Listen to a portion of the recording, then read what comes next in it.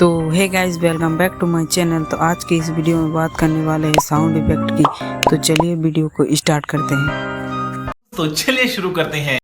तो सबसे पहले आपको जाना है गूगल में आने के बाद यहाँ पे सर्च करना है myitstand.com। फिर यहाँ पर पहला वाला वेबसाइट पर क्लिक करना है। यहाँ पर जो भी आप फनी साउंड इफेक्ट ले सकते हैं यहाँ से डाउनलोड सिंपली कर सकते हैं। इसी जो भी चाहिए आपको, जैसे मैं इस पर क्लिक करता हूँ